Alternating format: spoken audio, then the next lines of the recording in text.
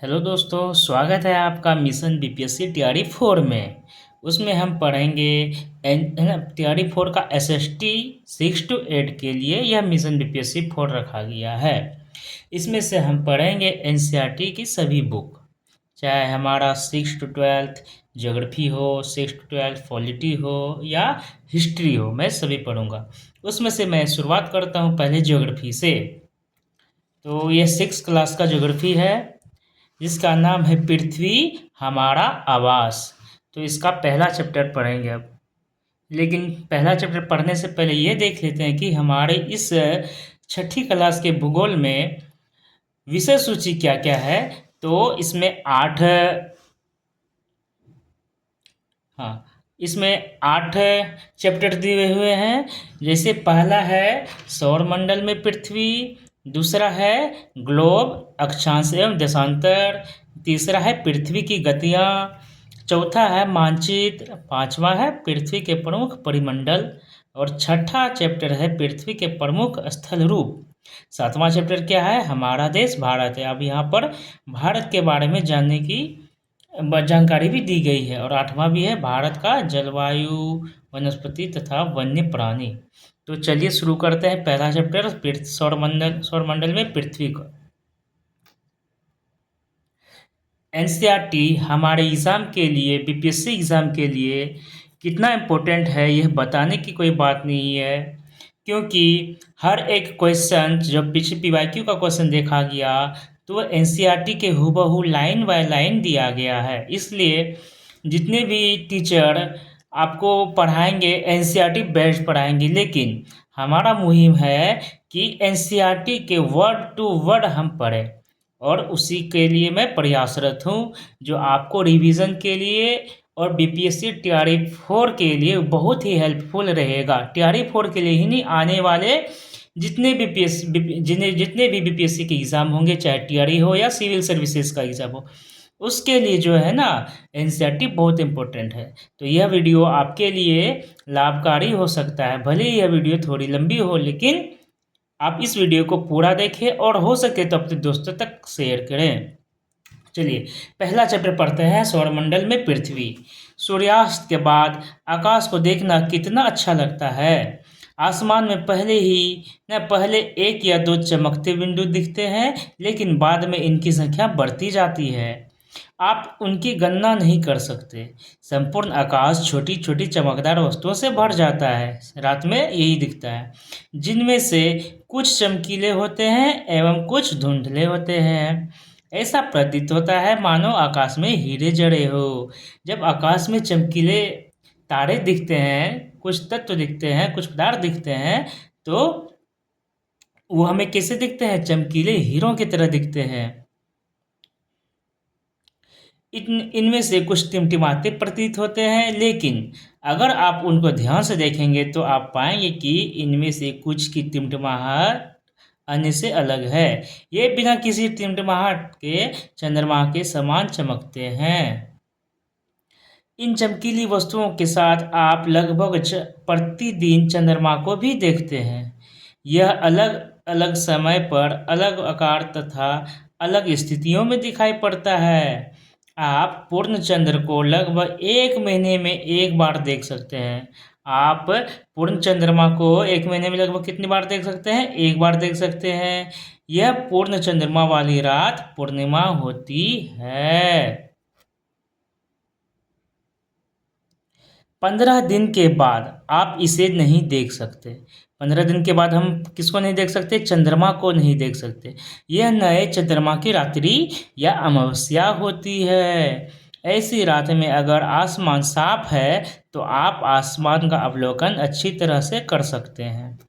क्या आपको इस बात पर आश्चर्य नहीं होता है कि हम दिन के समय चंद्रमा एवं इन सभी छोटी चमकीली वस्तुओं को क्यों नहीं देख पाते हैं? ऐसा इसलिए है क्योंकि सूर्य के अत्यधिक तेज प्रकाश के कारण रात के समय चमकने वाली वस्तुओं को हम नहीं देख पाते हैं। सूर्य, चंद्रमा तथा वे सभी वस्तुएं जो रात के समय आसमान में चमकती है खगोलीय पिंड कहलाती है ना। वे सभी वे सभी चीज़ें जो सूर्य, चंद्रमा तथा वे सभी वस्तुएं जो रात के समय आसमान में चमकती है, क्या कहलाती है? खगोलीय पिंड कहलाती है। कुछ खगोलीय पिंड बड़े आकार वाले तथा गर्म होते हैं। ये गैसों से बने होते हैं। कुछ खगोलीय पिंड कैसे होते हैं? बड़े आकार वाले तथा गर्म होते हैं। और यह किससे? गैसों से बने होते हैं।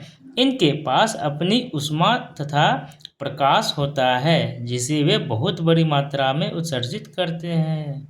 और इन खगोलीय पिंडों को तारा कहते हैं। और सूर्य भी एक तारा है।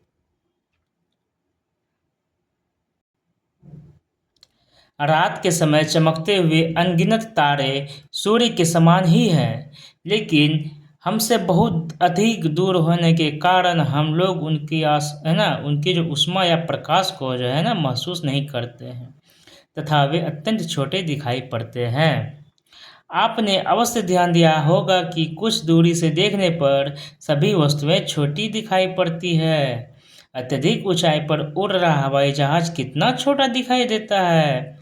रात्रि में आसमान की ओर देखते समय आप तारों के विभिन्न समूहों द्वारा बनाई गई विविध आकृतियों को देख सकते हैं। क्या है? रात्रि में आसमान की ओर देखते समय हम क्या कर सकते हैं? तारों के विभिन्न समूहों द्वारा बनाई गई जो विविध आकृतियां होती है, ऐसे ऐसे ऐसे ऐसे ऐसे इनको देख सकते हैं। ये क्या होते हैं? नक्षत्र मंडल कहलाते हैं। आसमान में जो विभिन्न आकृतियां को हम देखते हैं वो नक्षत्र मंडल कहलाते हैं। और अर्सा मेजर या बिग बियर इसी प्रकार का एक नक्षत्र मंडल है। अर्सा मेजर और बिग बियर क्या है? नक्षत्र मंडल है। बहुत आसानी से पहचान में आने वाला नक्षत्र मंडल है वो भी सप्त ऋषि। बहुत आसानी से पहचान में आने वाला नक्षत्र मंडल कौन सा है? सप्त ऋषि, यानी कि सात ऋषि, सात संत। यह 7 तारों का समूह है जो कि नक्षत्र मंडल अर्सा मेजर का ही भाग है। सप्तऋषि नक्षत्र मंडल अर्सा मेजर का ही भाग है। आप है ना अपने परिवार या पड़ोस में किसी बड़े व्यक्ति से कहिए कि वह आपको आसमान में और अधिक तारों, ग्रहों तथा नक्षत्र मंडलों को दिखाए। प्राचीन समय में लोग रात्रि में दिशा का निर्धारण तारों की सहायता से करते थे। उत्तरी तारा उत्तर दिशा को, है ना, और उत्तरी तारा उत्तर दिशा को बताता है और इसे ही ध्रुव तारा भी कहते हैं। इसका मतलब ध्रुव तारा उत्तर दिशा को बताता है और यह उत्तर दिशा में स्थित होता है। यह आसमान में हमेशा एक ही स्थान पर रहता है। हम सप्तऋषि की सहायता से ध्रुव तारे की स्थिति को जान सकते हैं। हम सप्तऋषि की सहायता से ध्रुव तारे की स्थिति को जान सकते हैं। इस न चित्र 1.1 में देखिए, ये जो दिख रही है लड़की ध्रुव तारा को, और यह है सप्तऋषि। चलिए आप देखेंगे कि यदि सप्तऋषि मंडल के संकेतक तारों को आपस में मिलाते हुए एक काल्पनिक रेखा खींची जाए एवं उसे आगे की ओर बढ़ाया जाए तो यह ध्रुव तारे की ओर इंगित करेगी, है ना। ऐसे आ रहा है और ऐसे आके ऐसे कर रहा है और यहाँ पर जो एक तारा है इसकी ओर जा रहा है, तो यही हो गया ध्रुव तारा की ओर इंगित करना। और ये ध्रुव तारा उत्तर दिशा में होता है। कुछ खगोलीय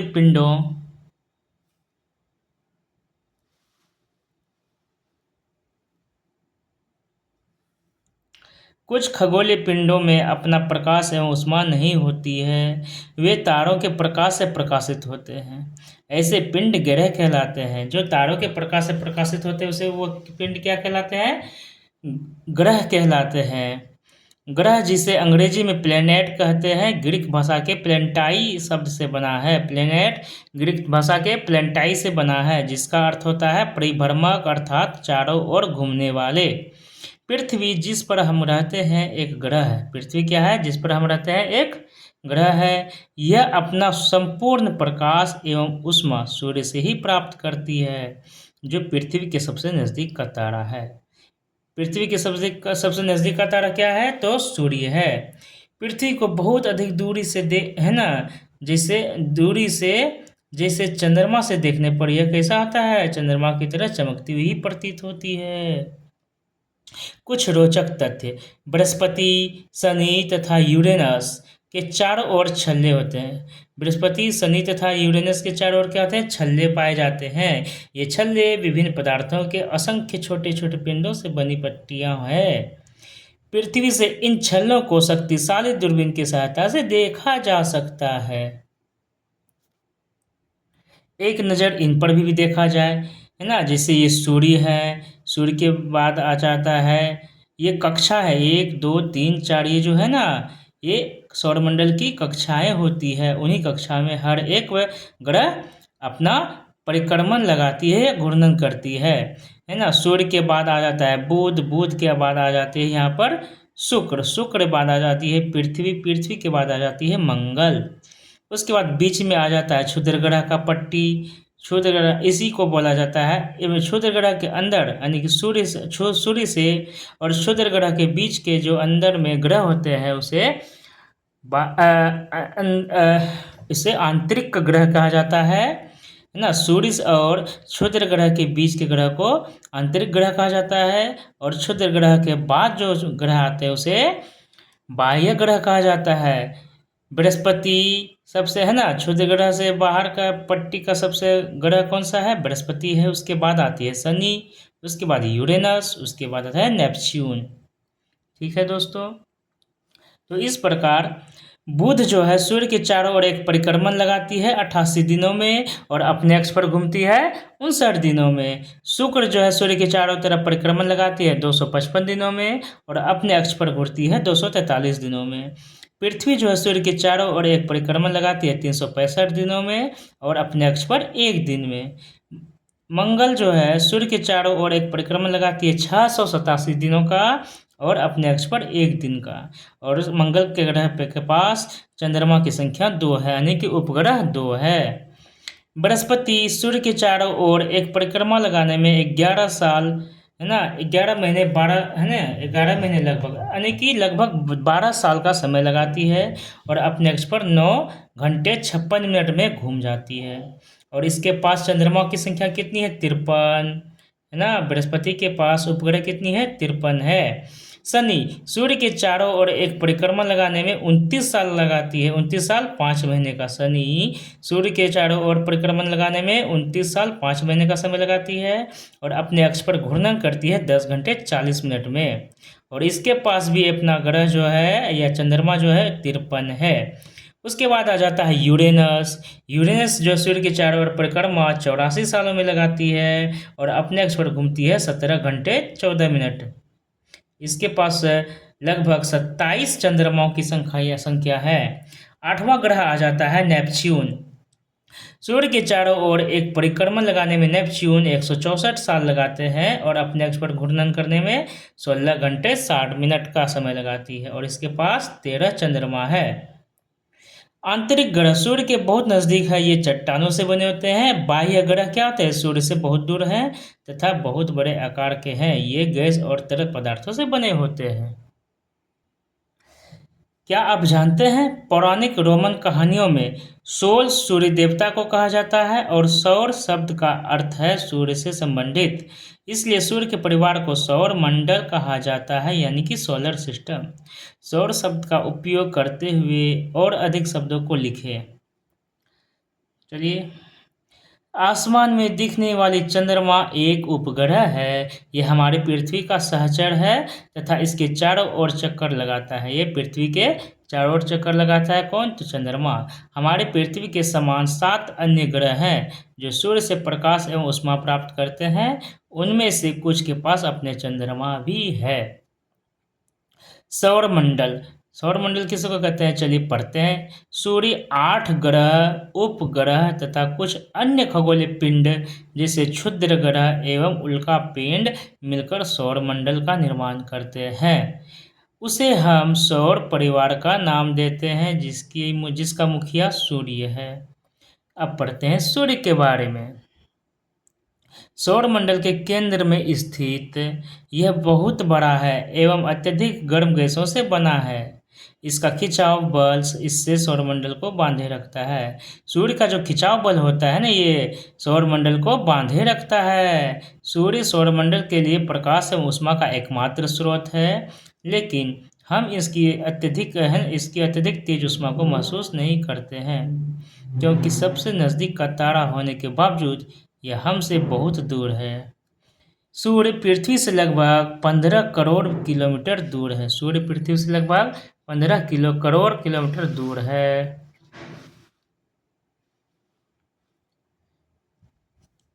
अब पढ़ते हैं ग्रह के बारे में कि हमारे सौर मंडल में 8 ग्रह हैं। सूर्य से दूरी के अनुसार वे हैं बुध, शुक्र, पृथ्वी, मंगल। ये हो गया आंतरिक ग्रह। और बाह्य ग्रह में आते हैं बृहस्पति, शनि, यूरेनस तथा Neptune.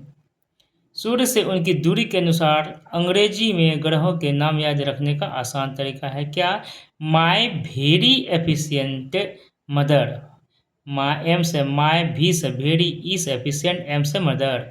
MBEM just served us nuts, just served us nuts मतलब जे से जस्ट, एस से सर्व, यू से अस, एन से नट्स। ठीक है ना। एम से हो गया हमारा MVEM। चलिए आगे पढ़ते हैं।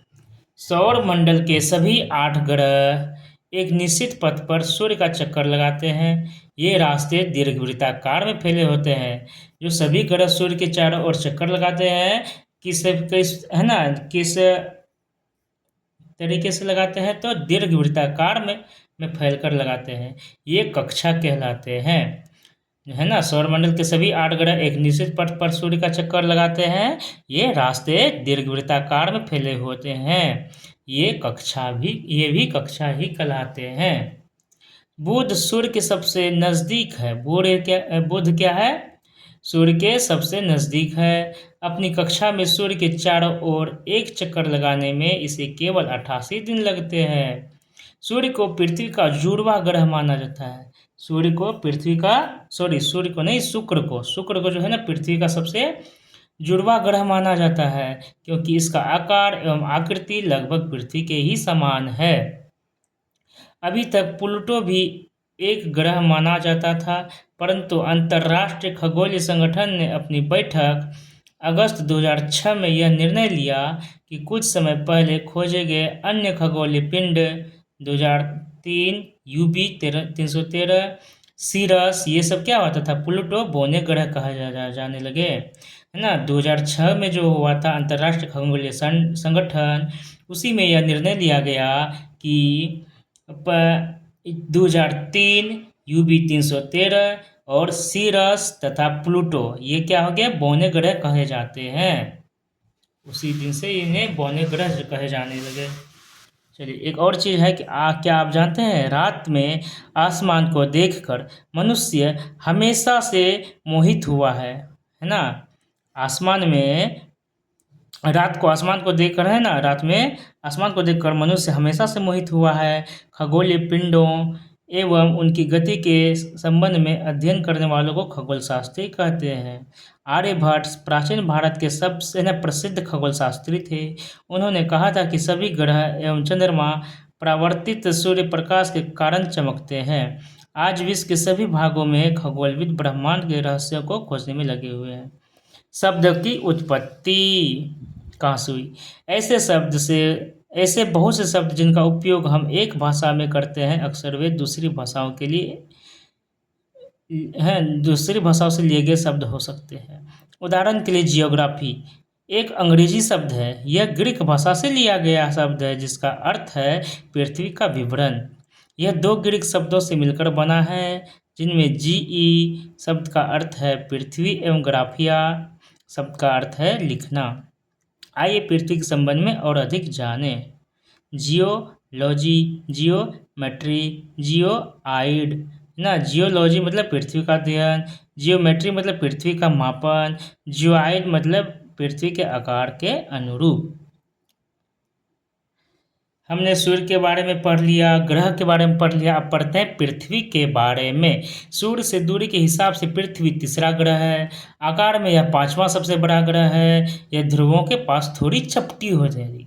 यही कारण है कि इसके आकार को भू-आभ कहा जाता है। भू-आभ का अर्थ होता है पृथ्वी के समान आकार। जीवन के लिए अनुकूल परिस्थितियां संभवतः केवल पृथ्वी पर ही पाई जाती है। पृथ्वी ना तो अधिक गर्म है और ना ही अधिक ठंडी। यहाँ पानी एवं वायु उपस्थित है जो हमारे जीवन के लिए आवश्यक है। वायु में जीवन के लिए आवश्यक गैसें जैसे ऑक्सीजन मौजूद है। इन्हीं कारणों से पृथ्वी सौरमंडल का सबसे अद्भुत ग्रह है। अंतरिक्ष से देखने पर पृथ्वी नीले रंग की दिखाई पड़ती है क्योंकि इसकी 2/3 सतह पानी से ढकी हुई है, इसलिए इसे नीला ग्रह कहा जाता है। क्या आप जानते हैं प्रकाश की गति लगभग 3 लाख किलोमीटर प्रति घंटा सेकेंड होती है। प्रकाश की गति क्या होती है? 3 लाख किलोमीटर प्रति सेकेंड होती है। इस गति के बावजूद सूर्य के प्रकाश को पृथ्वी तक पहुंचने में लगभग 8 मिनट का समय लग जाता है। मतलब 8 छक 48 480 सेकेंड का समय लग जाता है। रोचक तथ्य: नील आर्मस्ट्रांग पहले व्यक्ति थे जिन्होंने 20 जुलाई 1969 को सबसे पहले चंद्रमा की सतह पर कदम रखा था। मालूम करो कि क्या कोई भारतीय चंद्रमा पर गया है। चलिए अब आगे पढ़ते हैं। पृथ्वी के बारे में तो हमने पढ़ लिया, अब आगे पढ़ेंगे हम चंद्रमा के बारे में। हमारे पृथ्वी के पास केवल एक उपग्रह है, वो है चंद्रमा। इसका व्यास पृथ्वी के व्यास का केवल 1/4 ही है। यह इतना बड़ा इसलिए प्रतीत होता है क्योंकि यह हमारे ग्रह से अन्य खगोलीय पिंडों की अपेक्षा नज़दीक है। यह हमसे लगभग 3,84,400 किलोमीटर दूर है। चंद्रमा हमसे कितना दूर है? 3,84,400 किलोमीटर दूर है। अब पृथ्वी से सूर्य एवं चंद्रमा की दूरियों की तुलना कर सकते हैं। उपग्रह एक खगोलीय पिंड है जो ग्रहों के चारों ओर उसी प्रकार चक्कर लगाता है जिस प्रकार ग्रह सूर्य के चारों ओर चक्कर लगाते हैं। मानव निर्मित उपग्रह एक कृत्रिम पिंड है। यह वैज्ञानिकों के द्वारा बनाया गया है जिसका उपयोग ब्रह्मांड के बारे में जानकारी प्राप्त करने एवं पृथ्वी पर संचार माध्यम के लिए किया जाता है। इसे रॉकेट के द्वारा अंतरिक्ष में भेजा जाता है एवं पृथ्वी की कक्षा में स्थापित कर दिया जाता है। अंतरिक्ष में उपस्थित कुछ भारतीय उपग्रह इनसेट, IRS, एडुसेट इत्यादि है। अंतरिक्ष में उपस्थित भारतीय उपग्रह कौन कौन से हैं? इनसेट है, IRS है और एडुसेट है।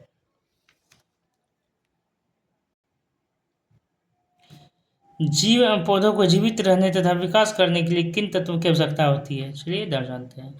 चंद्रमा पृथ्वी का एक चक्कर लगभग 27 दिन में पूरा करता है। चंद्रमा जो है पृथ्वी का एक चक्कर लगभग कितने दिनों में? 27 दिन में पूरा करता है।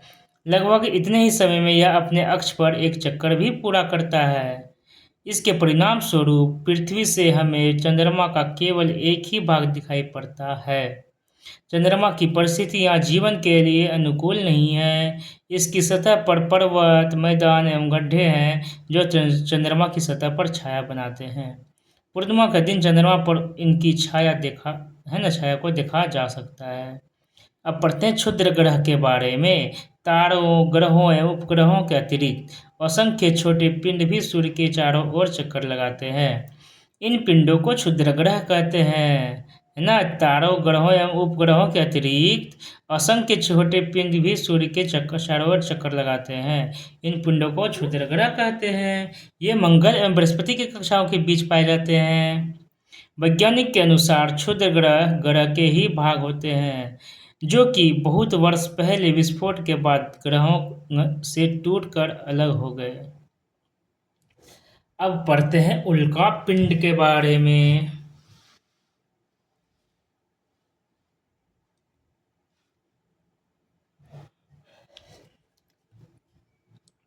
सूर्य के चारों ओर चक्कर लगाने वाले पत्थरों के छोटे छोटे टुकड़े को क्या कहते हैं? उल्का पिंड कहते हैं। कभी कभी ये उल्का पिंड पृथ्वी के इतने नज़दीक आ जाते हैं कि इनकी प्रवृत्ति पृथ्वी पर गिरने की होती है।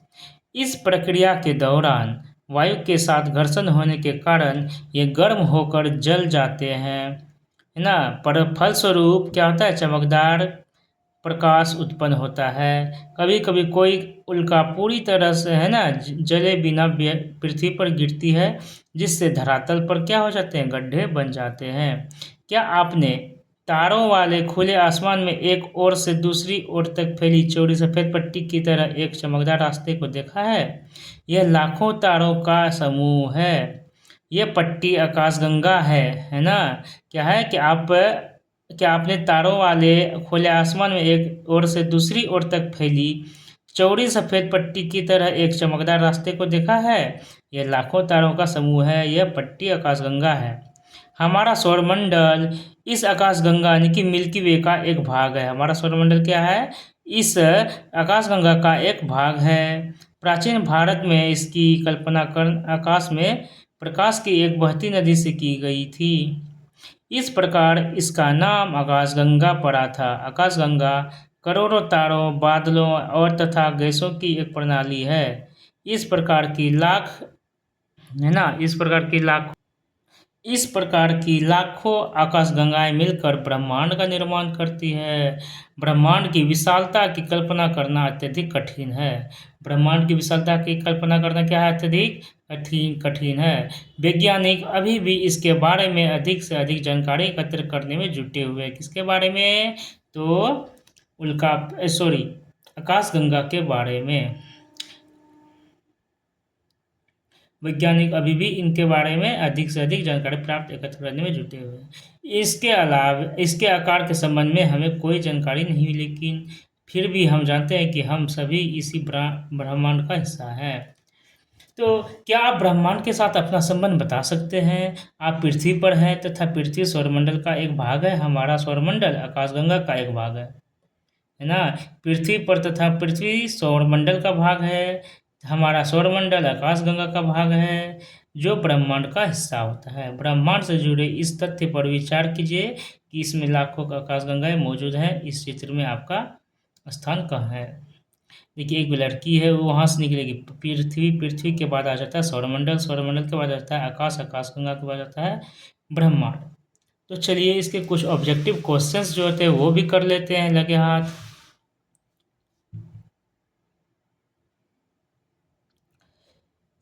सही उत्तर चिन्हित कीजिए। किस ग्रह को पृथ्वी के जुड़वा ग्रह के नाम से भी जाना जाता है? तो शुक्र को ना जाना जाता है। सूर्य से तीसरा सबसे नजदीक का ग्रह कौन सा है? तो पृथ्वी है।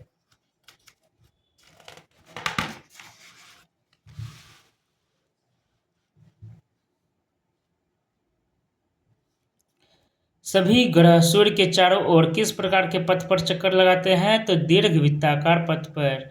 ध्रुव तारे से किस दिशा का ज्ञान होता है? तो उत्तर दिशा का ज्ञान होता है। क्षुद्र ग्रह किन कक्षाओं के बीच पाए जाते हैं?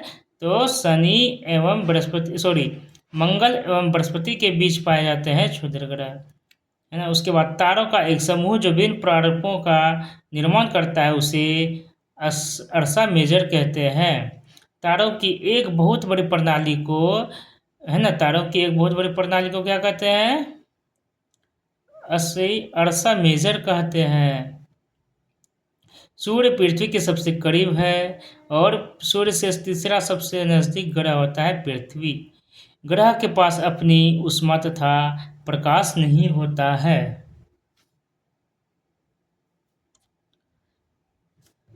तो इस प्रकार पहला चैप्टर खत्म हुआ। अब दूसरा चैप्टर पढ़ेंगे ग्लोबल, अक्षांश एवं देशांतर के बारे में।